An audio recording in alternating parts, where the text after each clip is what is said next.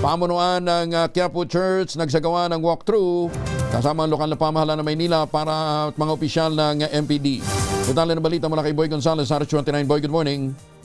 Good morning, Kuyang Angel. Magsasagawa ng walkthrough ang pamunuan ng Basilica Minor at Pambansang Dambana ni Jesus Nazareno o Quiapo Church kasama ang mga lokal na pamahalaan ng Manila at mga opisyal ng Manila Police District upang tiyakin ang kahandaan para sa gaganaping transaksyon bilang bahagi ng pista ng Jesus Nazareno sa darating na January 9, 2026. Mula dito sa Quirino Grandstand, isimula ng grupo ang paglalakad na dadaanan sa kaparehong ruta ng transaksyon noong nakalipas na taon hanggang sa Quiapo Church. Isa sa pangunahing layunin ng walkthrough ay matiyak na maayos at walang problema ang daraanan ng posisyon para sa kaligtasan ng milyong-milyong deboto na inaasang dadalo. Ayon sa MPD, ngayon pa lamang iniyanan nilang lahat ng kinakailangang hakbang bukod pa sa maigpit na seguridad na kanilang ilalatag sa araw ng transaksyon.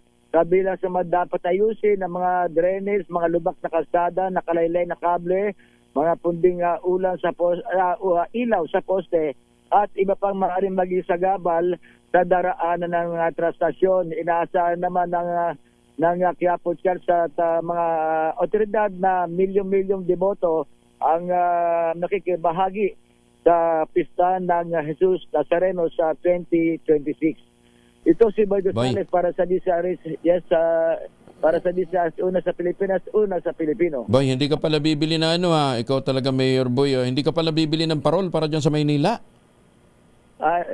Mukhang nagtitipid.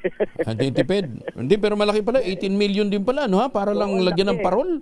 Ang buong Maynila. Nangihinayang si Yorme. Pero magkakaroon pa rin niya kahit pa paano. Ang nangihinayang kasi si Yorme, kasi marami pang dapat na mabigyan ng mga kamukha nung sa solo parents sa PWD na yung mga kanilang mga alawan. Prioritize yun. Na ibigay niya yung sa police, sa fiscal, judges, sa mga tauhan ng BJMP sa Maynila. Ayun. Hindi daw, ex-deal na lang. Lagyan ng logo ng sponsor. Pwede rin, di ba? Kasi marami namang sponsor ng Maynila eh. Kaya nga. Noong nakaraan balagay ko. Pwede yun. Pwede yun. Suggest mo kay Yorme at saka kay Boss Cesar, di ba? Oo. At baka mamaya mga ilang araw lang bago mag-December siguro baka malagyan. Oo.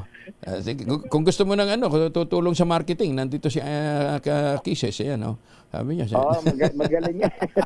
Thank you, boy. Thank you. Maraming salamat. Thank you, Kaya Angel.